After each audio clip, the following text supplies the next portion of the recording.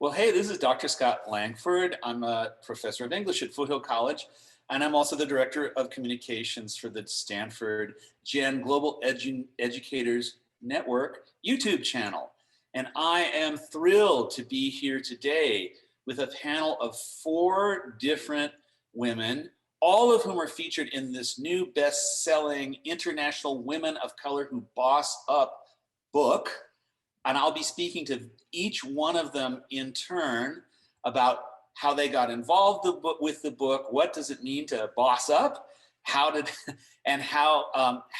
is this book important to community college educators and community college students in particular. Tonya Blackmon has always been an entrepreneur. She's a veteran. She's done so many different things. She's a self-published author.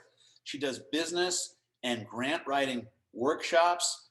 Yes, she got her doctorate. So welcome to the Gen channel, Dr. Tonya. Thank you so much, Dr. Scott, for having me, and also to Shana, Carmel, and Sneha. I love you all, international boss women. And I love that you call yourself, we were talking before the interview started, that I get called Dr. Scott all the time in my teaching life. So I'm glad you're comfortable with Dr. Tonya, because I like that, and from what I can see already, it kind of fits your personality. So I'll start with my same question.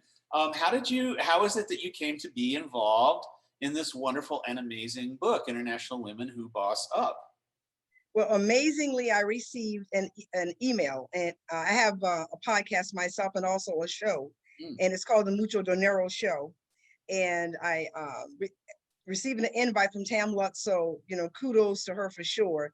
And we met with one another. She told me about the project, and I am a I'm addicted to collaborations. I think that's a good way to say it. That's a lovely I love working with people, like on this panel today. I just completely love it. And because of what Tam was doing, I wanted to be a part of it, because I believe that we're making history.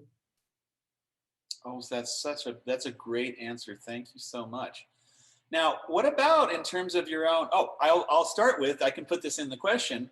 Are you an alum or any of your family alums of community colleges? Because it's always fun to hear as previously with Sheena. But even if you're not, what was kind of your journey?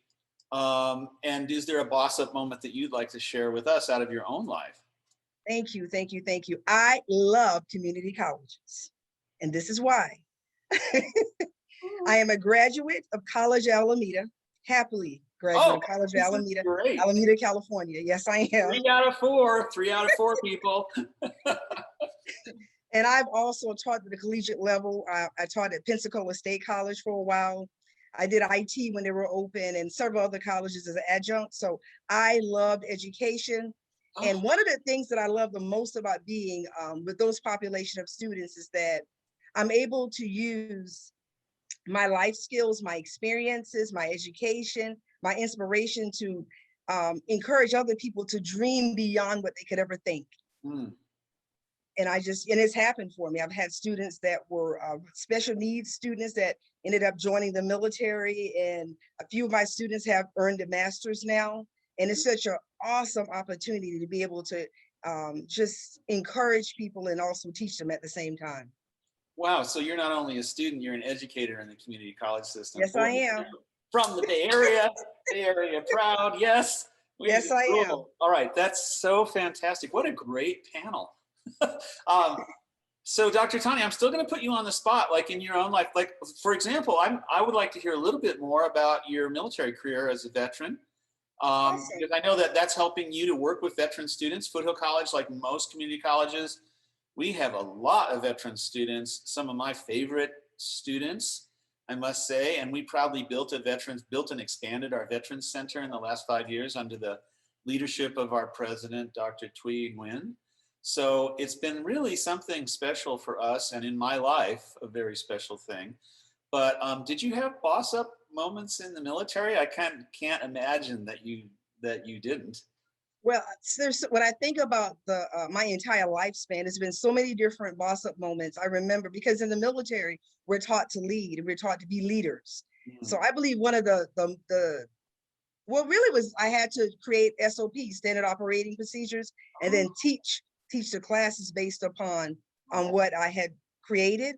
I was a lab tech, a medical lab tech in the Navy, Wow. and got out of the Navy and then attended College of Alameda full time, a couple of years, earned that degree, and then went on and earned educational degree, bachelor's, and then an MBA, and then now a doctorate in international business. Oh. And just been having the time of my life. But unfortunately, due to the pandemic, so many people have faced economic traumas along the way. And ever since the pandemic hit, I've been doing things that I've never done before. For example, if you would go to XOD Network on Roku, or if you would go to the Swing Girl Media on Roku, the Mucho Dinero show is on there. And that's really a boss up moment for me. I never thought I would be on TV. I never thought it would happen. But because of this project, it's something like this International Women of Color book, Who Boss Up book. What they did to me is it made me do things that I never thought that I would do.